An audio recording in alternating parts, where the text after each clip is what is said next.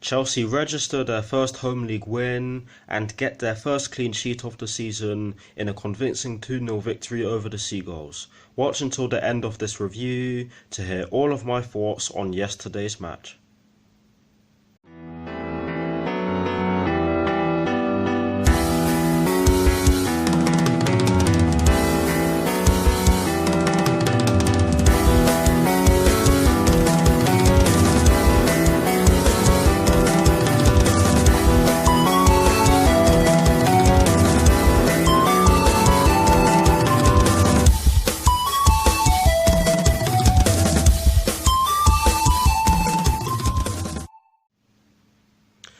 Hello people, welcome to my channel, welcome to another video. This is my review of the game which took place yesterday afternoon at Stamford Bridge in the Premier League between Chelsea and Brighton and Hove Albion, which Chelsea ended up winning by 2-0. So what I'm going to do for you guys in terms of this review is that firstly, I'll be giving you guys the lineup that Frank Lampard fielded at the start of the match. I'll then be giving you guys my thoughts on the match itself, including the positives and the negatives in which I've taken from the match, and lastly I'll be giving you guys my thoughts on Chelsea's upcoming Champions League fixture, which will be taking place on Wednesday night in France against Lille with kickoff at 8 PM UK time. So without further ado, let's get straight into this review.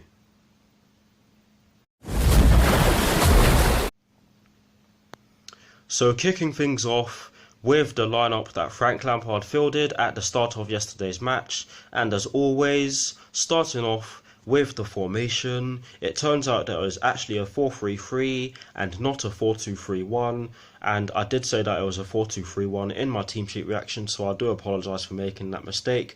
But in terms of the personnel in which Frank Lampard went with to start the game, he went with Kepa in goal, he went with a back four from right to left of Cesar Azpilicueta, Andres Christensen, Fikayo Tomori and Marcos Alonso, he went with a midfield three of Jorginho, Ross Barkley and Mason Mount, and he went with a front three from right to left of Pedro Rodriguez, Tammy Abraham and Willian. So that is the lineup that Frank Lampard fielded at the start of yesterday's match.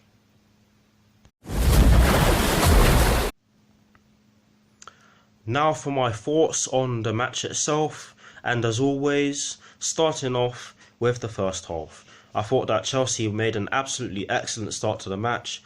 We went straight after them from the off, and we created some clear-cut and some half chances if you like.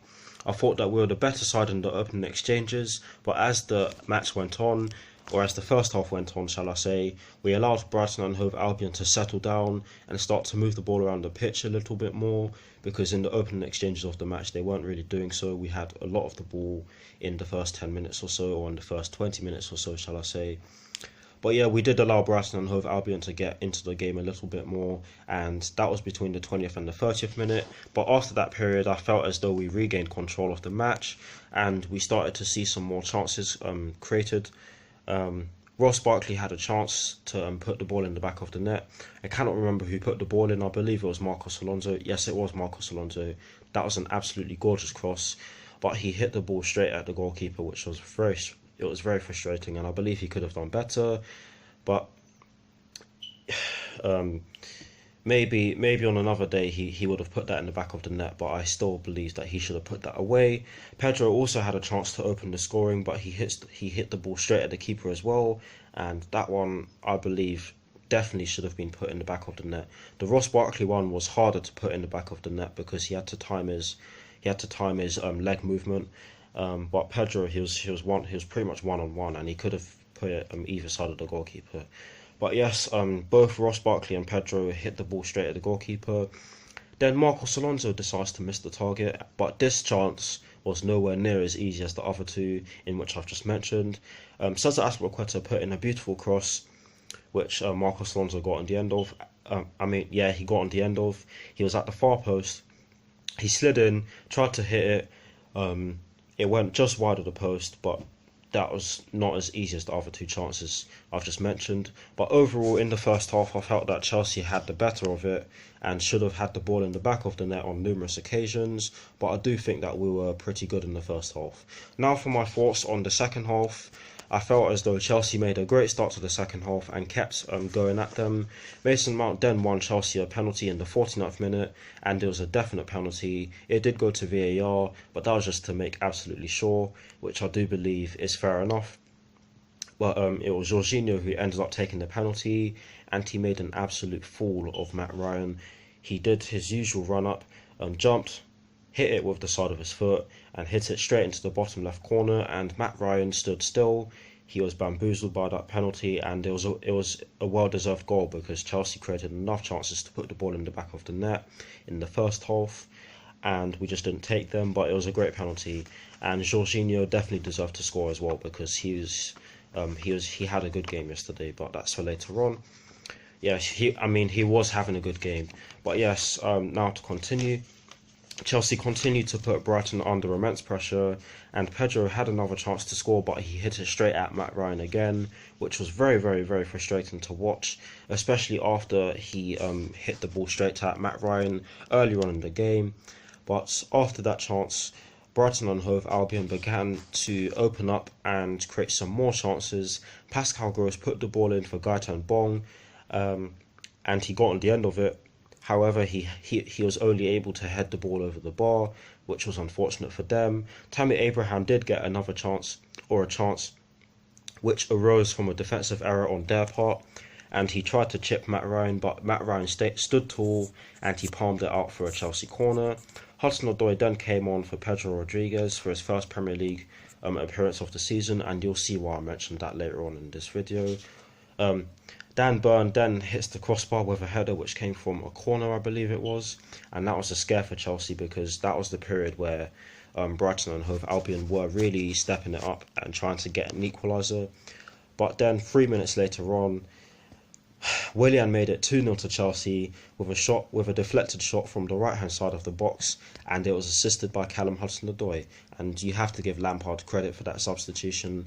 I don't think that Pedro had the best of games yesterday, and I think it was the perfect substitution for him to make, and I'm glad he did because he got an assist. It was a brilliant pass from the left wing position and a brilliant shot from Willian, and I think Willian deserved it for his work rate and for his efforts throughout the game yesterday.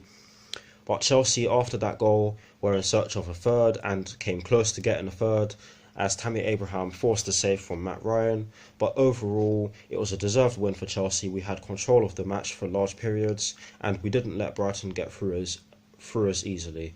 But now for the positives and the negatives in which I've taken from the match. The first positive, Jorginho. Definitely man of the match yesterday. He was excellent. The way he was dictating play was absolutely beautiful. That penalty was sexy as well. Audacious to say the least. He made Matt Ryan look like something else. I'm not going to say what I was going to say. But yes, Jorginho, definitely my man of the match for yesterday's game. The second positive in which I've gathered from yesterday's game is that we managed to get our first clean sheet of the season. Of course, that's a positive. We did very well defensively. We limited the amount of space in which Brighton and Hove Albion attackers had, and that was brilliant to see because in previous games we were allowing some of the opposition players space, and it was very frustrating to watch. But the only negative I do have is that we missed some gilt-edged chances and did give the ball away cheaply at times. But I'm sure that will get better over time. But yes, that is it for my thoughts on yesterday's match. Let me know what your thoughts on yesterday's match are in the comment section below, and as always, I will do my best to respond.